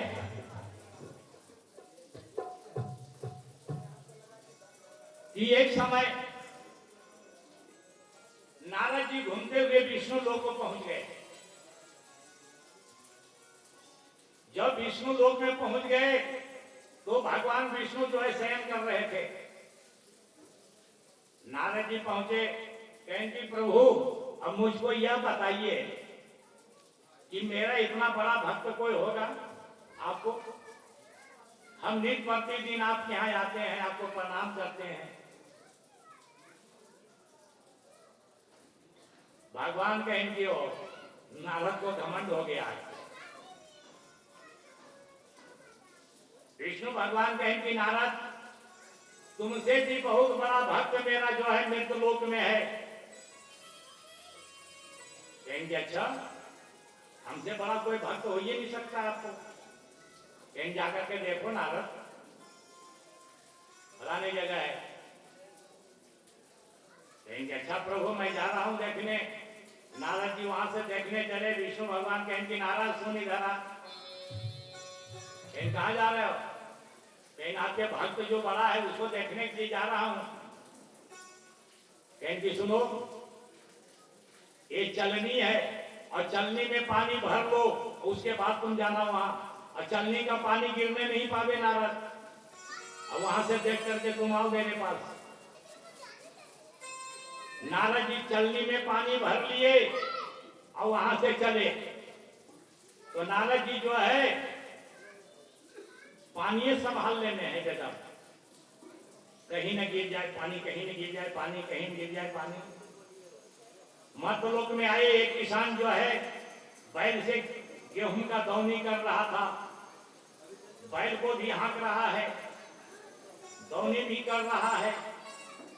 और सीताराम सीताराम सीताराम सीताराम सीताराम सीताराम सीताराम जय सीताराम सीताराम सीताराम सीताराम जय सीताराम सीताराम सीताराम सीताराम जय सीताराम सीताराम सीताराम सीताराम जय सीताराम सीताराम सीताराम सीताराम जय सीताराम। अब जो है वह काम भी कर रहा है और सीताराम जप भी रहा है और भगवान उसके ऊपर छाया भी किए हुए जा रहे हैं। नारद जी वहां से आ गए, देखे तो इनकी वो इसी को कर रहे, बहुत बड़ा भगत है, ये तो अपना काम कर रहा है, सीताराम खाली कर रहा है, आ तो कुछ कर नहीं रहा है। नारद जी देख करके वहां से फिर चले पानी संभालते हुए। कहेंगे भजन पानी गिर जाए, भजन पानी गिर जाए। विष्णु लोक को पहुंच गए नारद जी। कहेंगे विष्णु कहे नारद पानी गिर गया क्या? कहेंगे नहीं प्रभु पानी हम संभाल के लाए, गिरने देंगे। कहेंगे क्या देखा? कहेंगे देखे तो यही कि वो काम कर रहा है किसान और सीताराम कर रहा है, और तो कुछ कर नहीं रहा था। कहेंगे अच्छा तो चलनी का पानी गिर गया क्या? कहेंगे नहीं हम संभाल के लाए हैं, गिरने देंगे। कहें तो नारद तुम चलनी का पानी यहाँ से मर्त लोक ले गया और मर्त लोक से लेकर के तुम यहाँ आया और मेरा नाम तुम कितना बार लिया है पहले बताओ तुम नारद। नारद कहें महाराज हम आपको नाम लेते तो चलनी का पानी मेरा गिर जाता, आपको नाम कैसे हम लेते? हम तो पानी संभालने में थे। विष्णु कहेंगे वाह नारद, एक चलनी पानी में तुम मेरा नाम जो है सो भूल गया। अब वो किसान जो है अपना काम भी कर रहा है, मेरा नाम भी जप रहा है नारद। तो ये तुम बताओ कि वो बड़ा भक्त है कि तुम बड़ा भक्त? नारद जी जो विष्णु के चरण पर गिर गए, कहें कि धन्य है प्रभु, आपका सबसे बड़ा वही भक्त है जो कि काम करते हुए और अपना जिह्वा पर नाम लेता है। बोले कृष्ण भगवान की, राम कृष्ण वासुदेव नारायण हरि बोल। राम कृष्ण वासुदेव नारायण हरि बोल। नारायण हरि बोल। नारायण हरि बोल। नारायण हरि बोल। नारायण हरि बोल। राम कृष्ण वासुदेव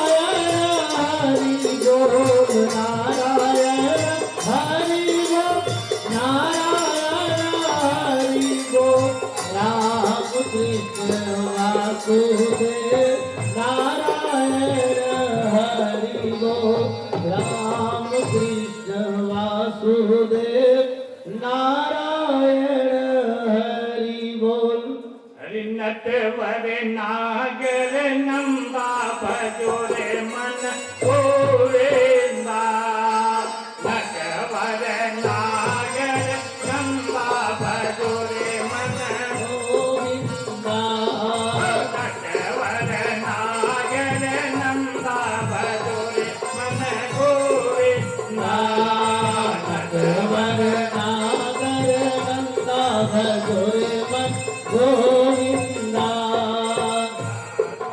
नागर नंदा भजोरे मन गोविंदा नटवर नागर नंदा भजोरे मन गोविंदा भजोरे मन गोविंदा भजोरे मन गोविंदा भजोरे मन गोविंदा भजोरे मन गोविंदा नटवर नागर नंदा भजोरे मन गोविंदा नटवर नागर नंदा भजोरे मन गोविंदा श्याम सुंदर मुख चंदा भजोरे मन गोविंदा श्याम सुंदर मुख चंदा भजोरे मन गोविंदा श्याम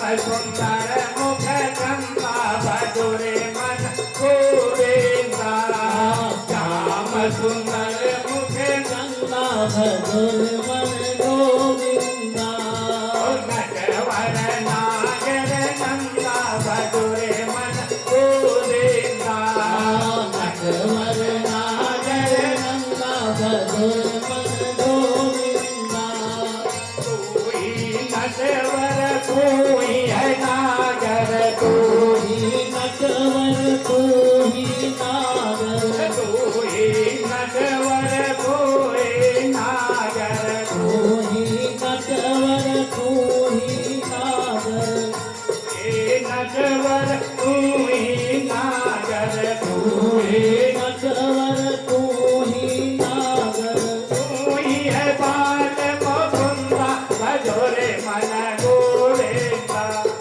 कोई है बाल मुकुंदा भजोरे मन गोविंदा नटवर नागर नंदा भजोरे मन गोविंदा नटवर नागर नंदा भजोरे मन गोविंदा वन में कृष्ण बड़े हैं सब वन में कृष्ण बड़े हैं सब वन में कृष्ण बड़े हैं नव वन में कृष्ण बड़े हैं वन में कृष्ण बड़े हैं नव वन में कृष्ण बड़े हैं जो तारा बीच चंद्रा भजोरे मन गोविंदा जो तारा बीच चंद्रा भजोरे मन गोविंदा नागर नंदा भजोरे मन गोविंदा नटवर नागर भजोरे मन गोविंदा नटवर नागर नंदा भजोरे मन गोविंदा भजोरे मन गोविंदा भजोरे मन गोविंदा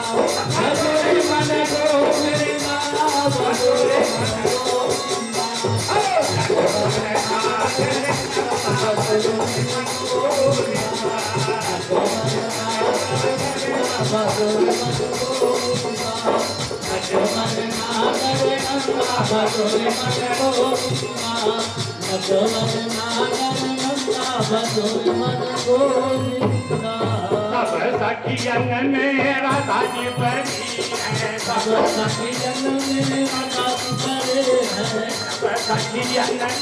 राधा जी बनी है सब सखियन में राधा जी बनी है नदियन सिंह गंगा भजते मन को देना जो नदियन सिंह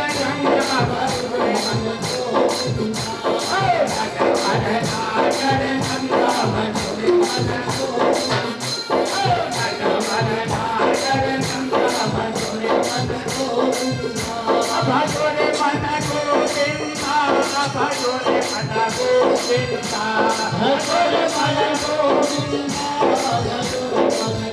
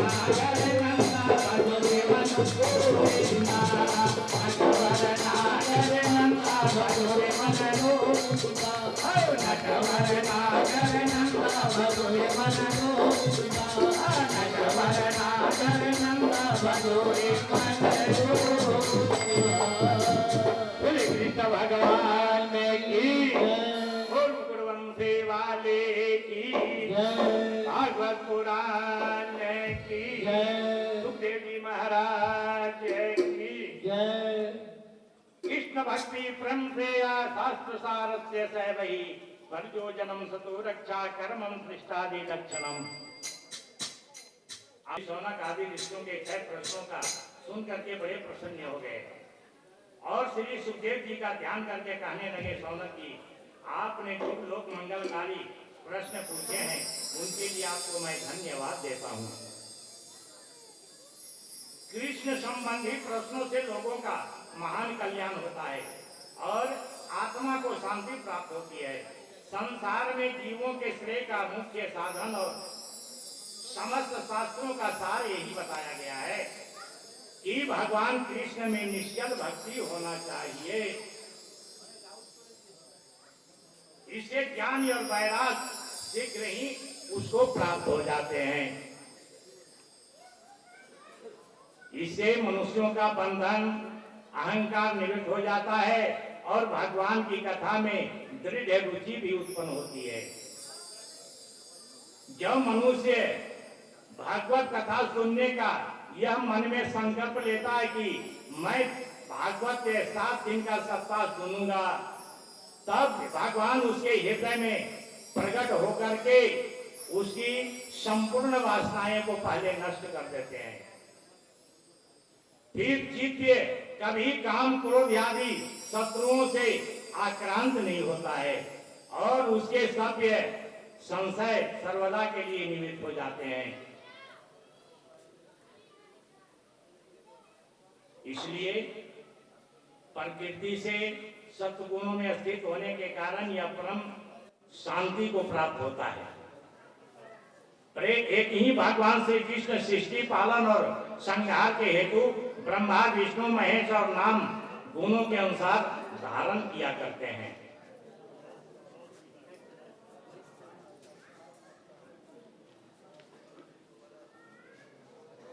सूजी कहते हैं कि शौनक जी आपने अवतार संबंधी प्रश्न आपने किए, अब उसका उत्तर सुनो कि भगवान ने पहले लोक रचना की इच्छा से पुरुष अवतार लेकर के सृष्टि को करते हैं।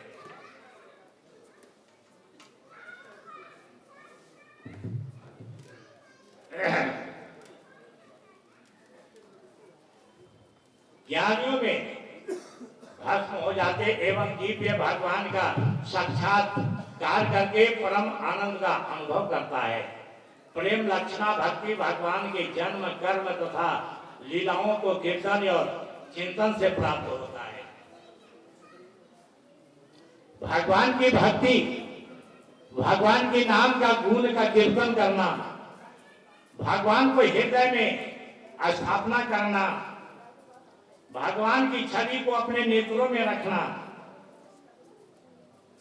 वही प्रेम लक्षणा भक्ति कहा गया है।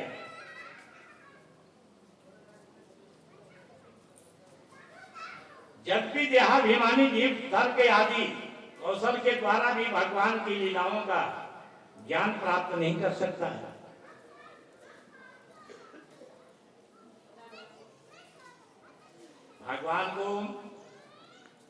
भगवान रुक्मिणी से भी कहीं नहीं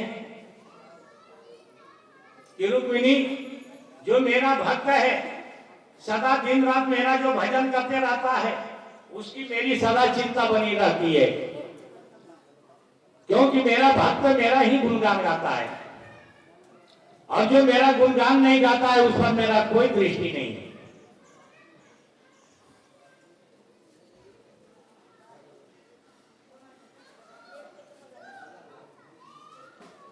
इसलिए मनुष्यों की सभा में इस प्रकार उद्देश्य कर रहे सूत जी का सादर संबोधित करते हुए शौनक जी ने कहा कि हे महाभाग्य, अब यह वक्ताओं में श्रेष्ठ हैं, आप यह भगवान की ही कथा सुनाएं। श्री सुखदेव जी ने परीक्षित को सुनाई थी। वह कथा किस स्थान में, किस कारण और किस युग में आरंभ हुई है, इसका प्रेरित होकर के व्यास जी ने यह संहिता बनाई। व्यास जी के पुत्र सुखदेव जी समदर्शी और योगी थे। उसकी कहीं आसक्ति और भेद दृष्टि नहीं थी।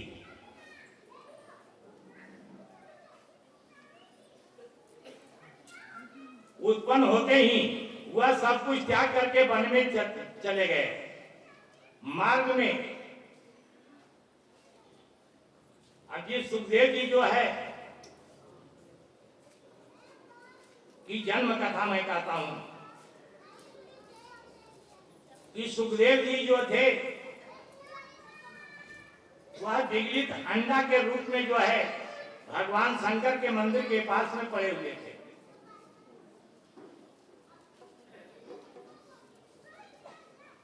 एक समय की बात है कि शंकर भगवान बैठे थे, पार्वती बैठी थी।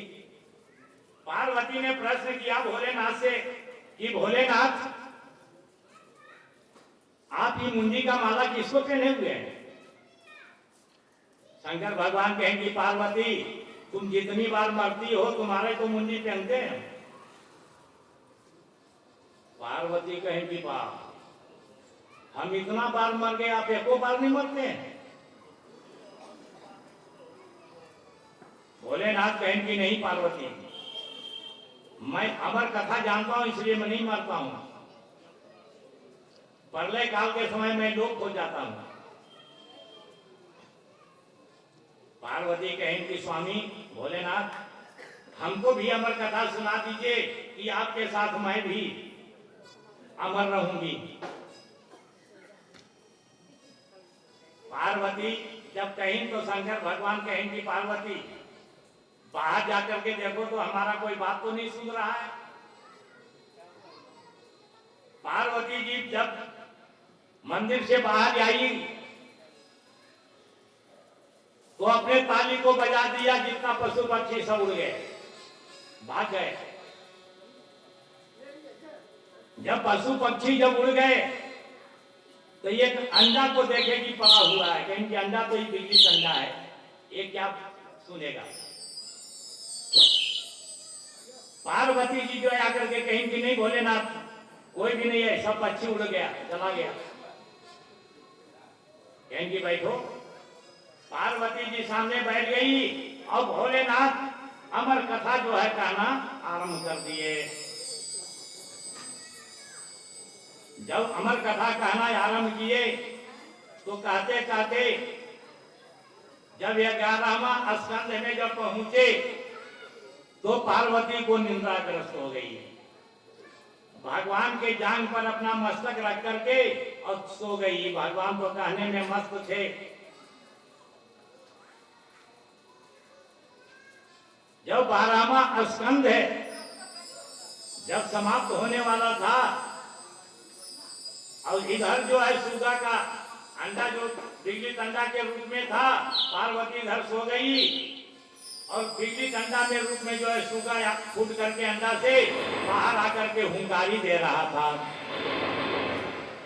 भगवान सुन रहे थे। शंकर जब पार्वती 12वां स्कंद जब पार हुआ, 12वां स्कंद के बाद जो है पार्वती का निंद्रा भंग हो गया। उठे, कहीं कि प्रभु क्षमा कीजिएगा। कहेंगे कहीं कि पीछे में हम जो है सो उधर संवाद हम सुन नहीं सके, हम निंद्राग्रस्त हो गए थे। कहीं कि हुंकारी कौन दे रहा था? पार्वती कहीं कि ना जाने कौन दे रहा है, कोई तो यहां था नहीं, एक बिजली डंडा में था। तो अमर कथा श्रीमद् भागवत की कथा थी। अभी जो सुने शंकर भगवान को जो है वहां से उठे, अपना त्रिशूल लिए, देखे कि जो है सो सुगा का बच्चा बैठा हुंकारी दे रहा है। उसके पीछे जो है त्रिशूल को छोड़ के मारने के लिए दौड़े, सुगा का बच्चा उड़ करके भागा। अब त्रिशूल को छोड़ दीजिए, सुगा के पीछे सुगा 3 लोग 14 भुवन में घूमते रह गया। त्रिशूल उसको मारने के लिए पीछे लगा हुआ है। होते होते सवेरा हो गया। व्यास जी की पत्नी पिंगला जो थी वह सूर्य भगवान को जो है अर्घ दे रही थी मुंह फाड़ के। अब उसको कहीं जगह नहीं मिला सुख सागर को, और सुगा का बच्चा जो था वह पिंगला के मुंह में घुस करके गर्भ में पहुंच गया। त्रिशूल आकर के वही रुक गया। कहेंगे अब क्या करें, अब तो स्त्री को बंद कैसे करें। पिंगला घर आ गई। अब भगवान के नजर में जो है श्रीमद् भागवत अमर कथा पूरी जाना साधारण सी बात थी नहीं। व्यास जी के आश्रम के पास आकर के और भगवान शंकर जो है समाधि लगा दिए कि चलो 12 साल का समाधि लगाए, 10 साल का, 10 साल के समाधि लगाए। कहीं जन्म लेगा तभी इसको मारेंगे।